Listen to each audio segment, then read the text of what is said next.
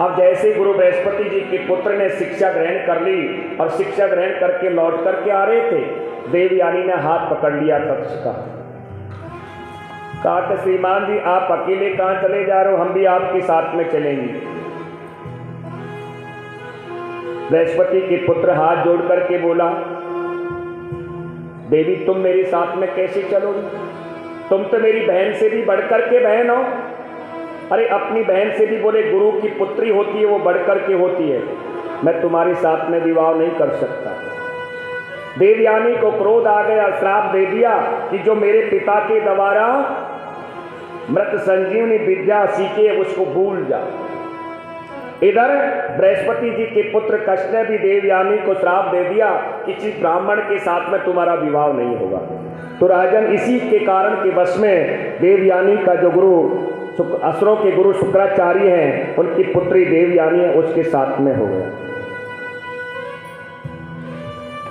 और विवाह भी कैसे हुआ आपको पता है राजन। एक बार राजा ययाति वन में आके खेलने के लिए गया। इधर असुरों के गुरु हैं शुक्राचार्य, उनकी पुत्री देवयानी, और असुरों के जो राजा हैं उनकी पुत्री है शर्मनिष्ठा। तो ये एक सरोवर में स्नान कर रही थी।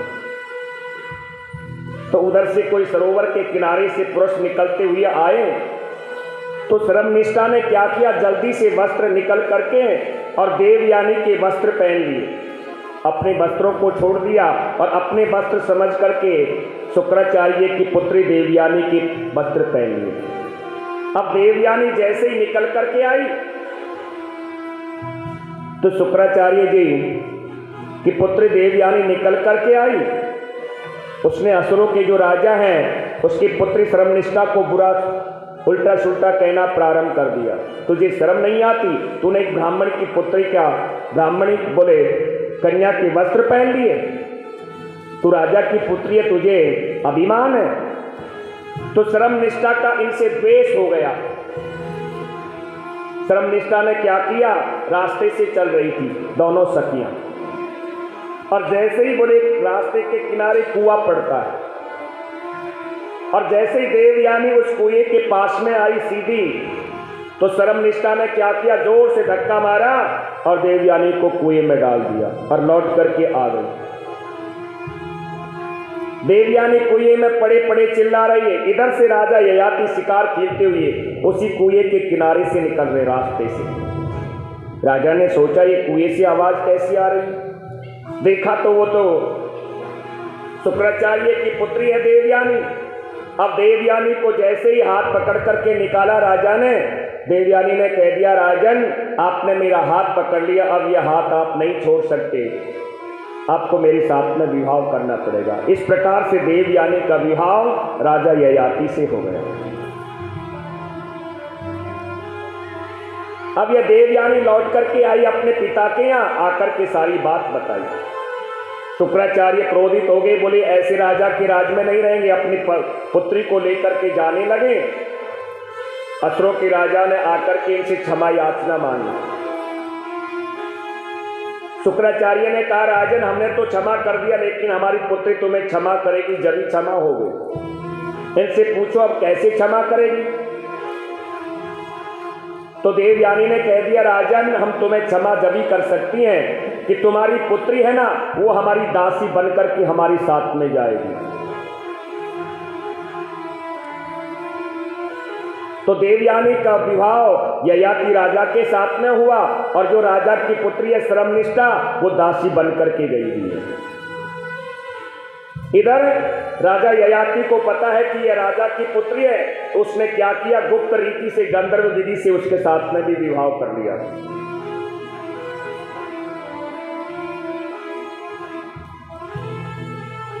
कहते हैं देवयानी के दो पुत्र हुए, त्रो और वसु। इधर जो दासी बन करके गई शर्मनिष्ठा, उसके 3 पुत्र हुए, ध्रुव, अनु और पुरु।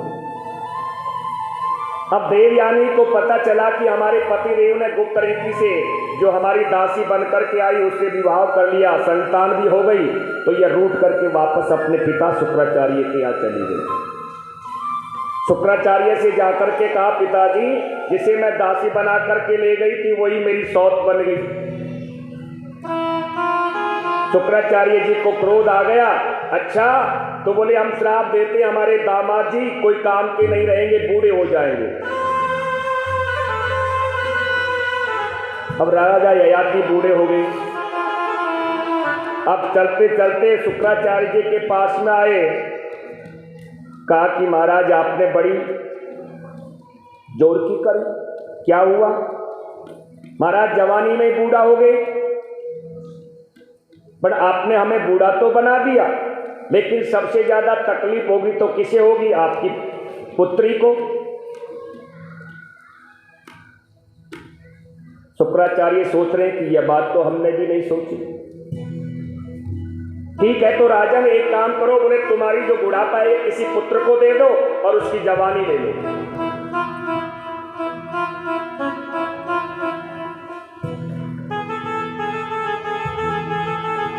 तो राजा ययाति ने यही किया।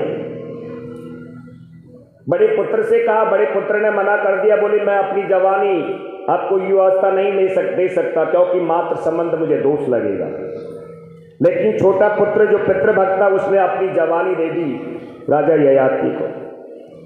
राजा ययाति बहुत समय हो गए, एक दिन मन दुखी हो गया, मन में सोचा कि मैं आखिर में कर क्या रहा हूं। ने जात कामा काम उपभोगम समायति हविषम कृष्ण वर्तमनम भूयम एवाभिवर्धते। बोले कामनाओं की आसक्ति को शांत करने के लिए मेरी ये कामना की शक्ति शांत नहीं होगी, इसलिए क्योंकि जलती हुई अग्नि में यदि एक चम्मच भी आप डालोगे तो अग्नि और भड़केगी। तो राजा ययाति ने अपने छोटे पुत्र को बुलाया और वापस उसे युवावस्था दे दी, अपने बुढ़ापा ले लिया। अपने छोटे पुत्र पुरु को बुला करके युवावस्था प्रदान कर दी। आचार्य सुखदेव स्वामी कहते, राजन से तत्र नीलम समस्त संगम आत्मा भूता विदुतति मंगल परमे ब्रह्म वासुदेवम लभे गति भगवती प्रतीतः। तो सुखदेव स्वामी कहते, राजा ययाति के सबसे छोटे पुत्र पुरु हैं।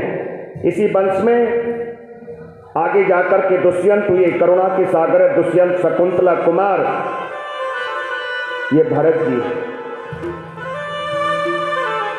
और आगे इसी वंश में एक रंतिदेव नाम के राजा हुए। सुखदेव स्वामी कह रहे, राजन अपना पेट तो सारी दुनिया भरती है, लेकिन दूसरों का पेट भरकर के जो अपना पेट भरे, बोले वही असली धर्मात्मा होता है। तो राजा रंतिदेव के राज्य में अकाल पड़ गया।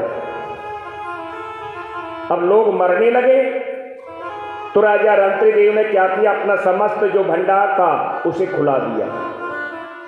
एक दिन क्या परिणाम हुआ कि 100 ग्राम चावल उस भंडार में, इतने बड़े भंडार में बचे।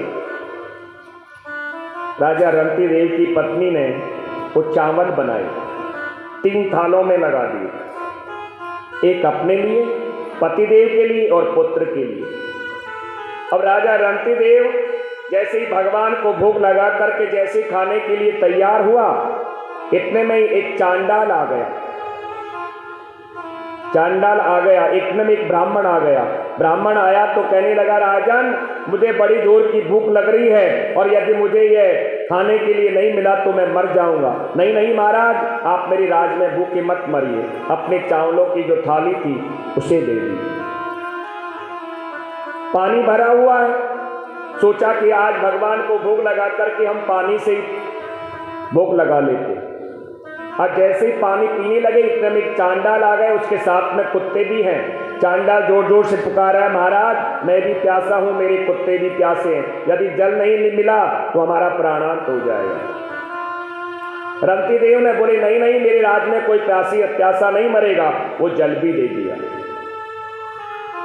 राजा रंतिदेव के नेत्रों से आंसू आ गए। क्या कह रहे हैं? भगवान से प्रार्थना कर रहे हैं, हे गोविंद मैं आपसे कुछ नहीं मांग रहा। ने कामयम गतिमीश्वरातम पारमस्तम दिव्योक्तं पुनर्भवं वा आर्तं प्रबद अखिल देव भाजमन्त इष्टतो एन भवन्त दुःखः। प्रभु मैं ये राजपाट वैभव आपसे कुछ नहीं मांग रहा, और यदि तुम मेरी आवाज कहीं सुन रहे हो तो संसार में जीवों पर जितना दुख है वो दुख मेरे ऊपर आ जाए और मेरा सुख उनको चला जाए। राजा रंतीदेव ऐसे प्रार्थना की, इतने में ही बोले वो ब्राह्मण कोई और नहीं था, स्वयं भगवान नारायण थे, और वो चांडाल कुत्ता और नहीं था। बोले दोनों देवते ब्रह्मा विष्णु महेश प्रकट हो गए। राजन हम तुम्हारी परीक्षा ले रहे थे, और घनघोर घटा छा गई, बारिश हो गई चारों ओर, जलमग्न हो गए।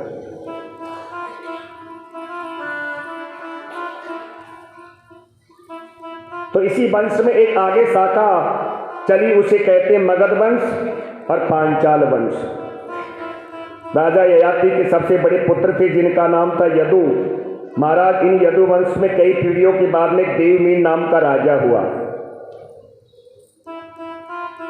इनके एक पत्नी से दो पुत्र हुए, अर्जन और परजन। दूसरी पत्नी से एक पुत्र हुआ जिसका नाम है सूरसेन। अर्जन परजन के 9 नंद हुए जिसे हम नंद बाबा कहते हैं, जो गोकुल में रहते हैं, और दूसरी पत्नी के बेटा है सूरसेन। सूरसेन के पुत्र है वसुदेव आदि। सुखदेव स्वामी कह रहे राजा परीक्षित, वसुदेव जी के 7 पत्नियां हैं। गौरवी रोहिणी भद्रा मदिरा रोचना इला देवकी प्रमुख्या आसनम पतन्नम आनक आनंद दुंधवी। ये 7 पत्नियां हैं वसुदेव जी की।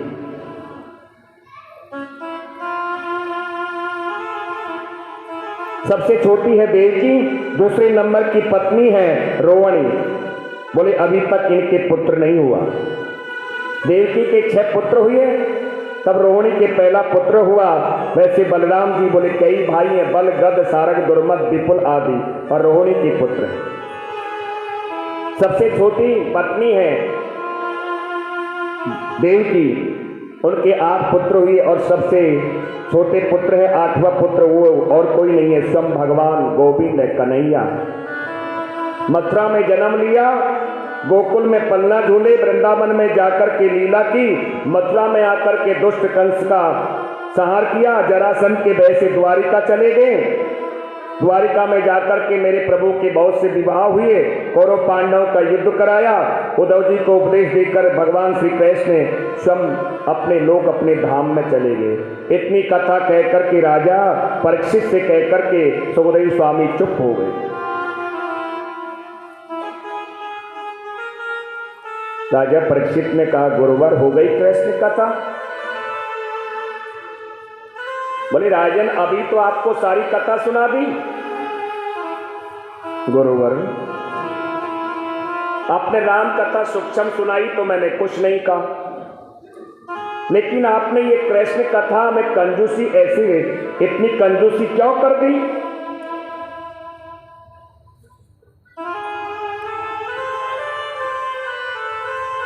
परीक्षित कह रहे हैं पितामहं समरे मनंजदे व्रतम तदा तरंगमिंगलै दुरतं कौरवं सेन सागरं प्रत्यवारितं वतस पद समं लपवः।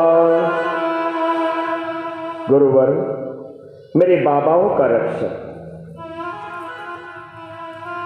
अरे मेरे बाबाओं के पास में क्या था?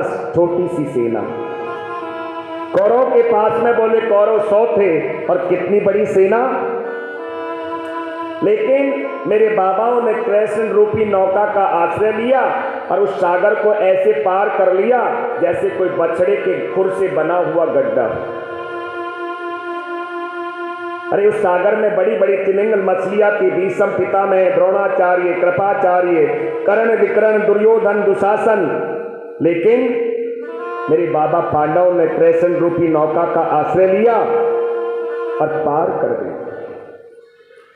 जो मेरे बाबाओं के रक्षक और जिनकी कथा को आपने संक्षिप्त सुनाया। बाबाओं की बात जाने दीजिए गुरुवर, मैं तो अपनी बात कहता हूं। द्रोणम निस्ते विलुष्टमिदं मतंगम संतान बीज कौरव पांडवानां जुगोपकुक्षगतम आत्रचक्रो मातस्य येन शरणं गतवः। आपको पता है कि जब मैं माता की गर्भ में था तो द्रोणाचार्य के पुत्र अश्वत्थामा ने मुझे गर्भ में नष्ट करना चाहा। मेरी मां उत्तरा रोती रोती हुई भगवान श्री कृष्ण के पास में गई तो मेरे गोविंद ने गर्भ में प्रवेश करके मेरे प्राणों की रक्षा की। जो मेरे बाबाओं के रक्षक, मेरे स्वयं के रक्षक, और आपने उस कथा को सुनाने में कंजूसी कर दी। नहीं गुरुवर, आप विस्तार से सुनाइए। सुखदेव स्वामी ने कहा, राजा परीक्षित, मैं सोच रहा था कि तुम्हें कथा सुनाते सुनाते आज चौथा दिवस है, तो तुम्हें भूख लगी होगी, प्यास लगी होगी। एक काम करिए, आप थोड़ा कुछ भोजन कर लीजिए, पानी पी लीजिए।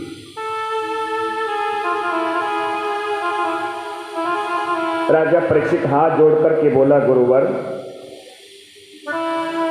यह तो मैं नहीं कह सकता कि मैंने भूख और प्यास दोनों पर विजय प्राप्त कर ली, लेकिन आपकी जो मुख से कथा रूपी जो अमृत निकल रहा है, मैं उसका पान कर रहा हूं, और उसका पान करने की वजह से न मुझे भूख लगी है न मुझे प्यास लगी है।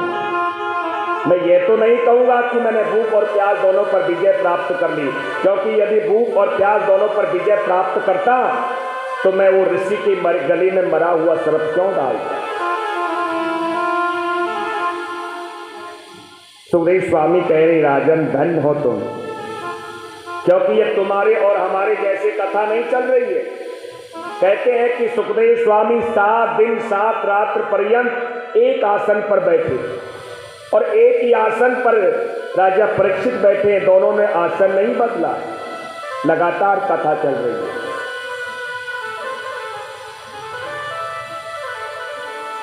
कह रहे, राजन तुम धन्य हो, तुम्हारा जैसा श्रोता मिलना भी बड़ा दुर्लभ। समयं वस्तितं बुधस्तं राजऋषिर सत्तं वासुदेव कथायां ते याजतो नेष्टकीरति।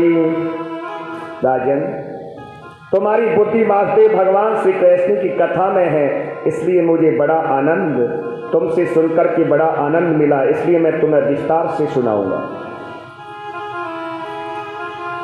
तुम राजा नहीं, राज ऋषि नहीं, तुम तो राज ऋषि उत्तर हो। आदरणीय सुखदेव स्वामी कहते, परीक्षित, पृथ्वी पर जब ज्यादा बोला बाला होता है, पाप का जब ज्यादा पाप भर जाता है, दुष्टों का बोला बाला हो जाता है, तो मेरे प्रभु अवतार लेकर के आते हैं। जब जब होए धर्म की हानि, जब जब होए धर्म की हानि, जब जब होए धर्म की हानि, जब जब होए धर्म की हानि, बारही असुर धर्म अभिमानी, बारही असुर धर्म अभिमानी, तब तब धरे प्रभु विविध शरीर।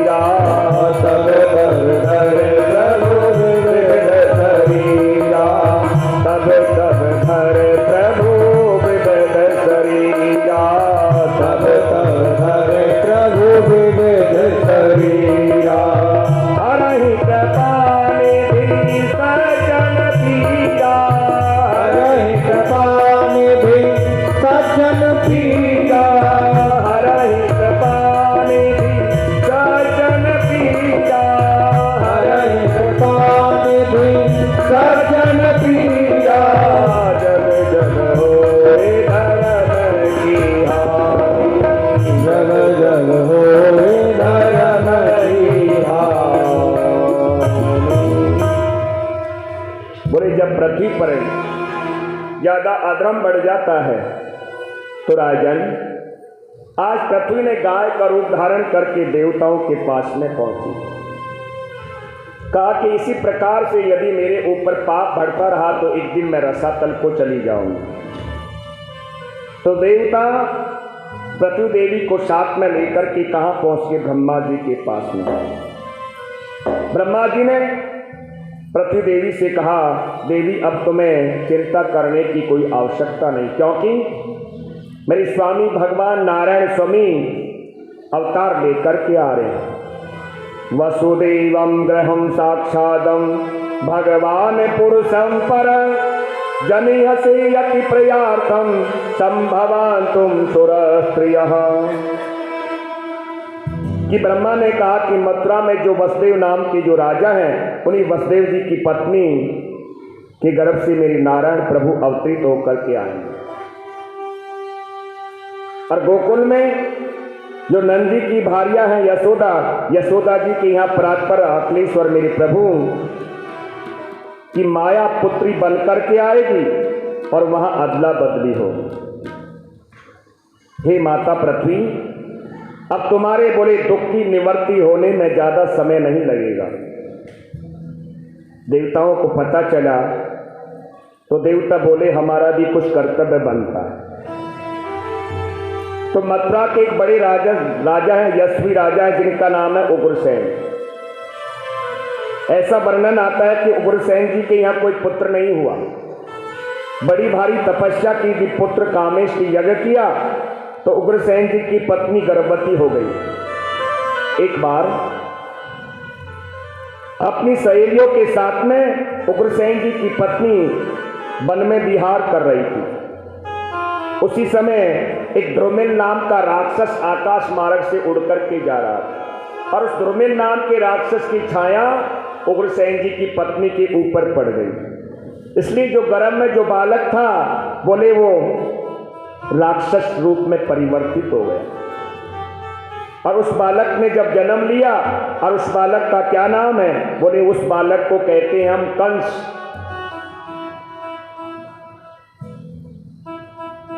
राजा उग्रसेन ने जाकर के ब्राह्मणों से कहा, महाराज मुझे पुत्र हुआ, अब देखो इसकी जन्म कुंडली देखो कैसा होगा यह बालक। ब्राह्मणों ने देख करके कहा, राजन मत पूछो, बोले ये एक बालक ऐसा है कि तुम्हारे सारे कुल को नष्ट कर देगा। एक काम करो राजन, इसको परित्याग कर दो। तो उग्रसेन जी ने क्या किया, लता पताओं में लपेट करके कंस को और यमुना जी में प्रवाहित कर दिया।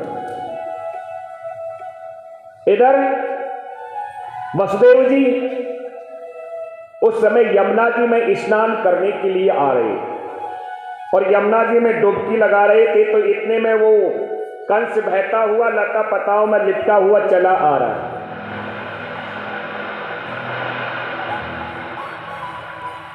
तो वसुदेव जी के जो पिता हैं सूरसेन, उनने देखा यह बालक तो मर जाएगा। तो सूरसेन जी ने क्या किया, उस बालक को लेकर के घर आ गए। आकर के कहा, देवी जैसे हमारा वसुदेव पुत्र है वैसे ही इस पुत्र इसको मानेंगे, अब इन दोनों का लालन पालन करो। तो वसुदेव जी के साथ में कंस महाराज भी बड़े हो रहे। एक दिन क्या हुआ कि कंस के पास में संत नारद आ गए। थोड़ा बड़ा हुआ, कंस से कहा, अरे कंस, अरे तू सूरसेन का पुत्र थोड़ी है। तो महाराज मैं किसका हूं? बोले तुम्हारे पिता तो उग्रसेन है, उन्होंने तुम्हें लता पताओं में लपेट करके यमुना में प्रवाहित कर दिया। अच्छा, हमारे पिता ने हमारे साथ में ये किया। तो जाकर के कंस ने तपस्या की, अपनी सेना बना ली और आकर के मथुरा पर चढ़ाई कर दी। और मथुरा पर चढ़ाई करी तो क्या किया, अपने पिता उग्रसेन जी को बोले बांध करके कारागृह में बंद कर दिया। अब मथुरा के राजा कंस बन गए।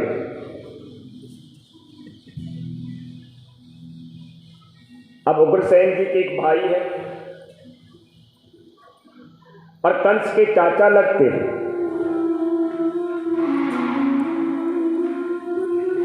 सुखदेव स्वामी कह रहे राजा परीक्षित, कभी कभी क्या होता है, बोले दुष्ट व्यक्ति होता है तो उसका हृदय में भी परिवर्तन हो जाता है।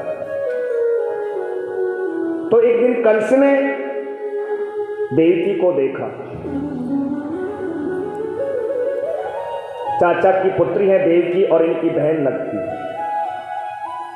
सोचा मेरी बहन विवाह योग हो गई और मेरा मित्र वसुदेव है,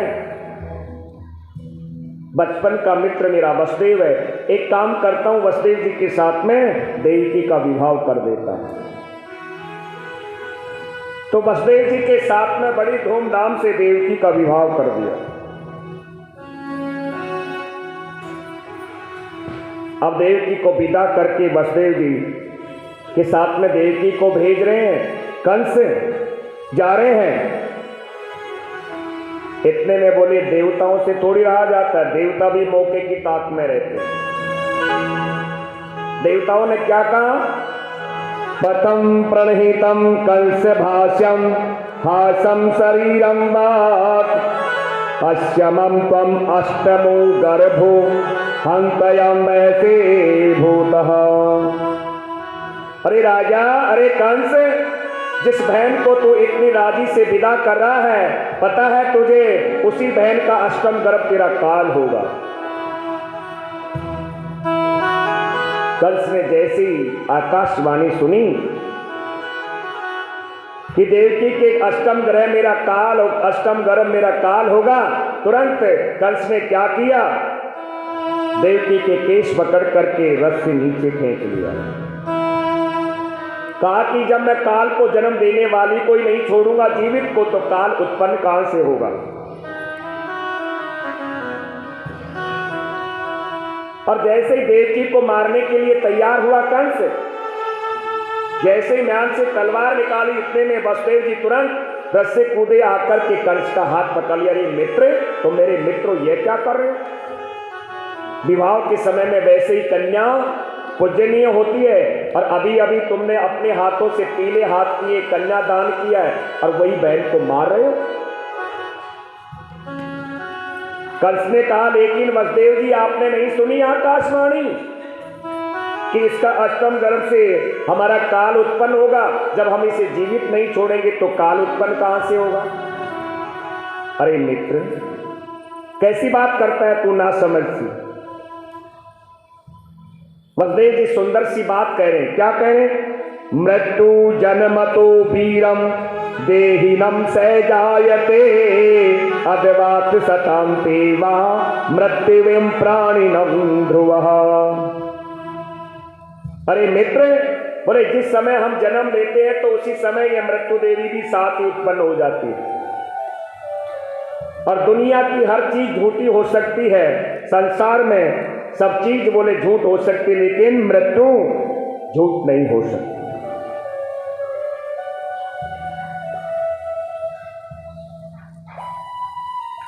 वसुदेव जी कहते हैं,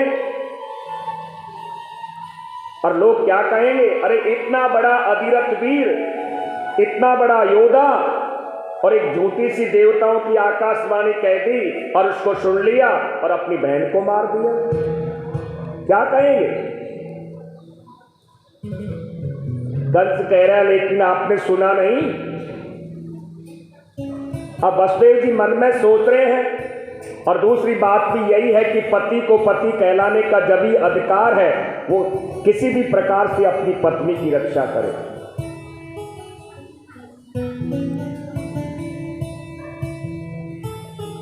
तो वसुदेव जी मन में सोच रहे हैं कि यह दुष्ट नहीं छोड़ेगा। तो कहा, मित्र, तो मैं वसुदेव की से तो कोई भय नहीं है, अरे इनके गर्भ से ही तो जो अष्टम गर्भ होगा उसी से तो भय। बोले, हाँ मित्र, एक काम करो, मैं तुम्हें वचन देता हूं कि जो जैसे ही गर्भ से बालक जन्म लेगा और मैं ला करके आपको दे दूंगा। ठीक है मित्र, हमारी शर्त है, लेकिन क्या शर्त, जब तक, बोले 8 पुत्र, जब तक तुम्हारी 8 संतान उत्पन्न नहीं हो जाती तब तक तुम्हें हमारी कारागृह में बंद रहना पड़ेगा। कहीं तुमने हेरा फेरी कर दी तो इसलिए तुम्हें कारागृह में बंद रहना पड़ेगा। वसुदेव जी ने शर्त स्वीकार कर ली। इधर देवकी वसुदेव जी को कारागृह में बंद कर दिया। अब जैसे ही बोले प्रथम पुत्र ने जन्म लिया, कीर्तिमतम प्रथमजम कंसान आनक दुंधवी अप्रयासम कृथेनम सो नताबीतम विहीलः। वसुदेव जी के प्रथम पुत्र है कीर्तिमान। कंस ने एक बार लिया, सोचा कि छोड़ दूं इसे, इससे मुझे भय नहीं है। फिर सोचा ये देवता बड़े चतुर होते हैं, कहीं 8 से 1 तक गिना तो 1 में भी 8 होते हैं और 1 से 8 गिनोगे तो 8 में भी 8 होते हैं, तो इसे मार दिया। इस प्रकार दूसरा मारा, तीसरा मारा, इस प्रकार के जब छठा पुत्र मार दिया तो 7वें गर्भ में कोई बालक और नहीं है, स्वयं नारायण बोले जिस पर शयन करते शेष नाग जी नहीं अवतार लेकर के आ रहे। भगवान नारायण को चिंता हुई, ये 7वां बालक कोई और नहीं लक्ष्मण जी हैं, शेषनाग अवतार। तो प्रभु ने क्या किया, अपनी योग माया के द्वारा देवकी के गर्भ को ले जाकर के माता रोहिणी के गर्भ में स्थापित कर दिया। स्थापित कर दिया। कंस ने पूछा सैनिकों से कि 7वां होने वाला था, क्या हुआ? बोले महाराज आपके भय के मारे वो तो गर्भ में ही नष्ट हो गया। बोले अच्छा हुआ, हाँ फिर मारना पड़ता, हाथ भी गंदे होते। अब ये 8वां बालक कोई और नहीं है, सब मेरी नारायण प्रभु चले आ रहे। कहते हैं कि जब प्रभु आए तो बोले उसे गर्भ स्तुति कहते हैं, लोग स्तुति करते हैं गर्भ की, वही मंदिर बन गया। तो आइए हम भी 2 मिनट भगवान की स्तुति करते हैं। स्वागतम कृष्ण शरणागतम कृष्ण, स्वागतम कृष्ण शरणागतम कृष्ण, स्वागतम कृष्ण शरणागतम कृष्ण, स्वागतम तो स्वागतम तो स्वागतम कृष्ण, स्वागतम तो स्वागतम तो स्वागतम कृष्ण,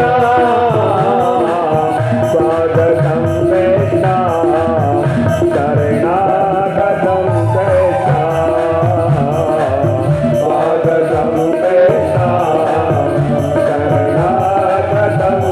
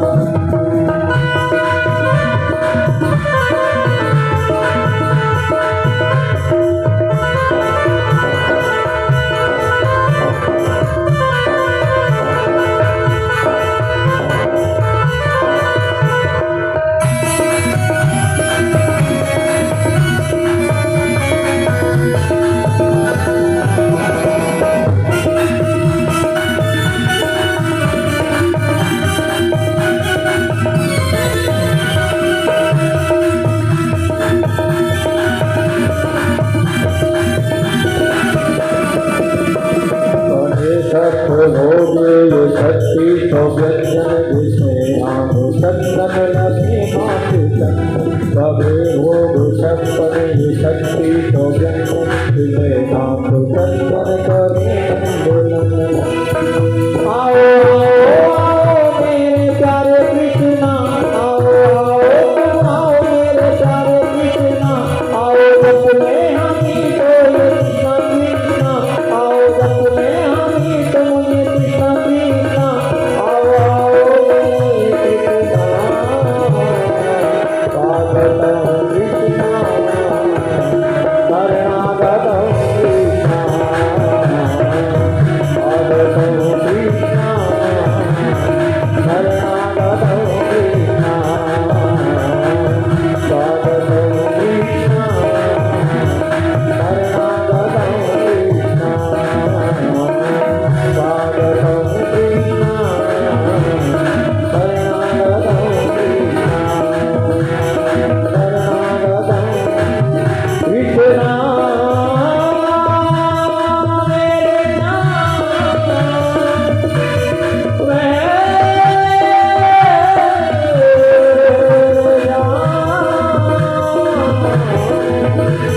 मेरे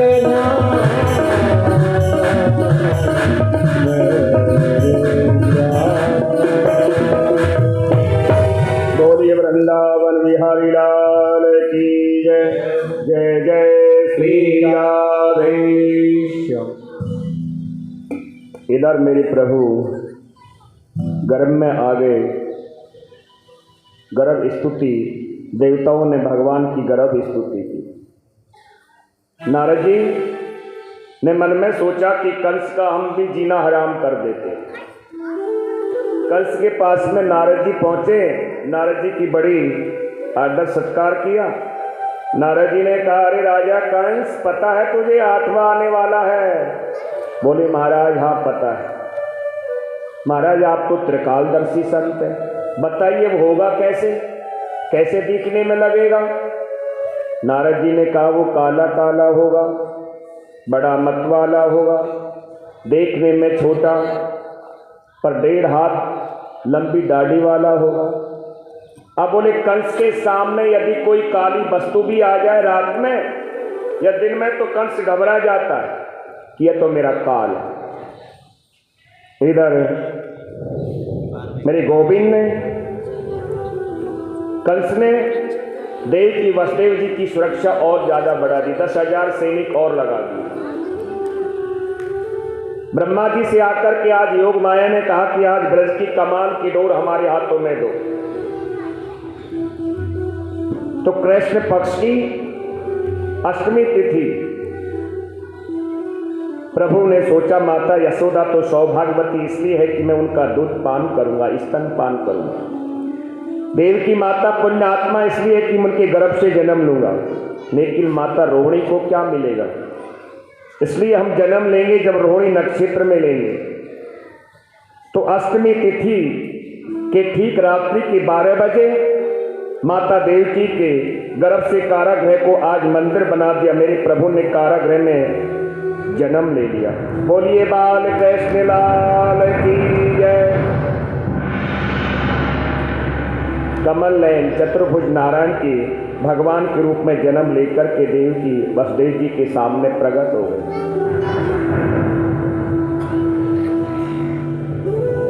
देवकी मेरे प्रभु से कह रही है, महाराज आप इतने बड़े 4 हाथ या शंख चक्र गदा पद्म धारण किए हुए प्रकट हुए हो।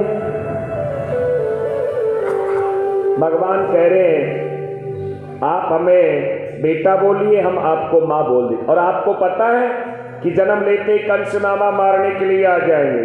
अरे जो काम बाद में करना है वो आज ही निपटा देते, आज ही कर देते। नहीं महाराज।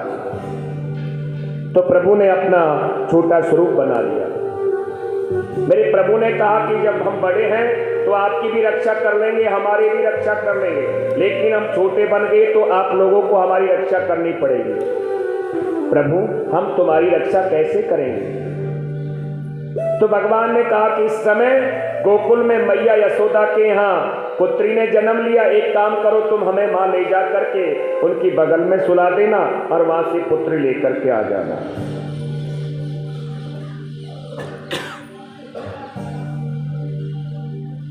तो वसुदेव जी ने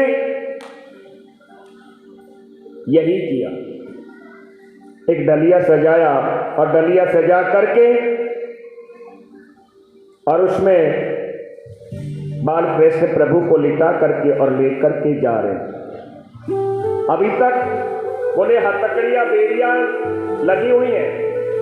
अब जैसे ही वसुदेव जी ने भगवान श्री कृष्ण को लेने का प्रयास किया, हाथों की हथकड़ियां खुल गई, चलने का प्रयास किया, पैरों की बेड़ियां खुल गई। तात्पर्य क्या है कि जीव जब परमात्मा का आश्रय ले लेता है तो उसके सारे बंधन खुल जाते हैं। अब देकर के जैसे ही चले प्रभु को लेकर के, बाल कृष्ण को लेकर के, 7 द्वारों के भीतर बंद है। एक एक द्वार अपने आप खुलता चला जा रहा है। सारे पहरेदार सोए हुए हैं, जुगन जुगन बारिश हो रही है, चारों ओर जल ही जल, जल के जंतु बोल रहे हैं।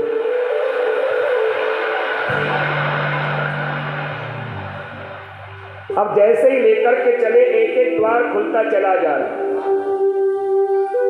और जैसे ही, अब आपको पता है मथुरा से यदि गोकुल में जाते हैं तो यमुना जी को पार करना पड़ता है। अब यमुना जी में जैसे ही प्रवेश किया तो यमुना जी का भी मन बदल गया कि आज हम भी हमारे पतिदेव के दर्शन करेंगे, चरण पखारेंगे। तो यमुना जी में बाढ़ आई। मेरे प्रभु ने सोचा कि जब तक हमारी चरण पखाड़ेगी तो हमारे बाबा बह जाएंगे, तो अपना चरण डलिया से नीचे लटका लिया। यमुना जी ने चरण पखाड़े, सोचा कि हम अपने स्वामी के बाल स्वरूप के दर्शन भी करेंगे।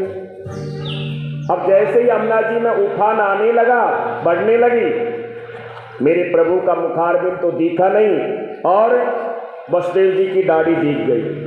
सोचा कि ये मेरे ससुर लगते हैं और इनका उल्लंघन मैं कैसे कर सकती हूँ, इसलिए घोटू तक जल हो गया और ले जा करके इधर मैया यशोदा